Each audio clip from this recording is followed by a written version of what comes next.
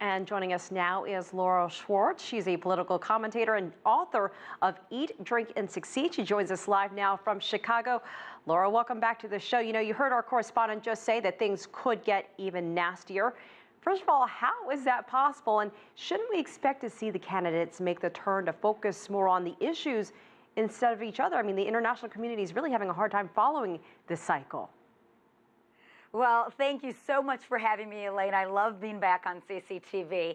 And, you know, there is a phrase that all is fair in politics, love, and war. And I think this political season will be unlike any other. I thought we got a great glimpse of it last night.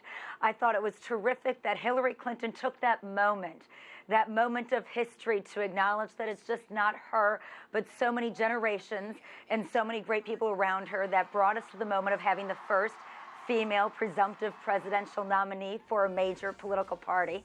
But then she did quickly turn to the national general election, and there will be issues at stake, and it will decide on who can be commander-in-chief on day one. So I think it's going to be a very, very hard-fought campaign, and we are just starting to get a glimpse of what's ahead. At what point, though, could or should we see Clinton rival Bernie Sanders concede the race there? And can he really hold out until the convention in August? And I mean, Hillary, she still has to unite her party as well once that happens. Elaine, that is such a good question. Now, we saw something similar to this in 2008 when Hillary Clinton was running against then Senator Barack Obama, but everything's different in dynamics. Now, it was 8 years ago to the day yesterday that Hillary dropped out because Barack Obama was ahead in the pledged delegates, and there was no way she was going to rely on super delegates to flip the nomination at the Democratic National Convention in the summer.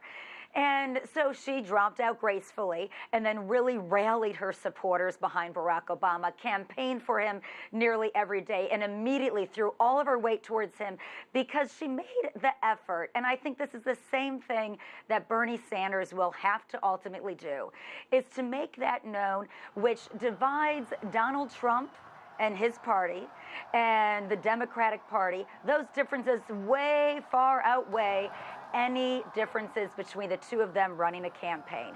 Now, Bernie Sanders is going to meet with President Obama tomorrow at the White House. There is one more primary in the United States next Tuesday, which is in Washington, D.C. It's his prerogative to stay in.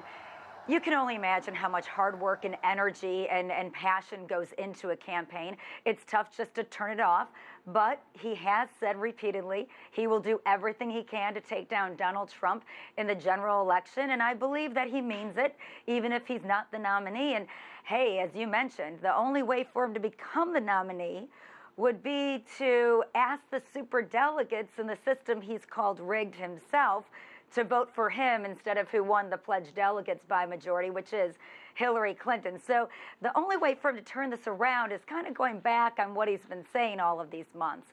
I think he should go and be a part of the convention. I think Hillary Clinton's team will find a good spot for him, whether that be speaking, whether that be great kind of a combination of platforms, which they'll start working out now. But Bernie Sanders will have to reach the conclusion that mathematically he's not going to get the nomination. He can't have those superdelegates flip to get it.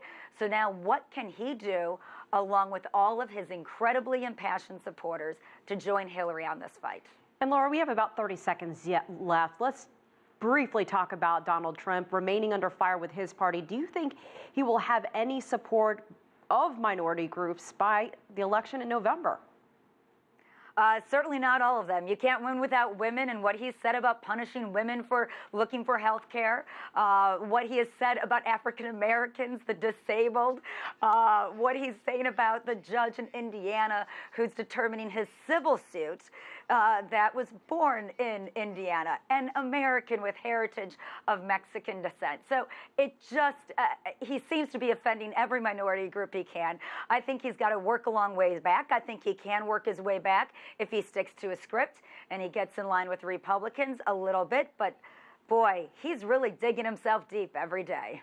All right, political commentator and author Laura Schwartz in Chicago. Thanks so much. If you like what you just saw, follow us on social media and visit our website, cctv-america.com.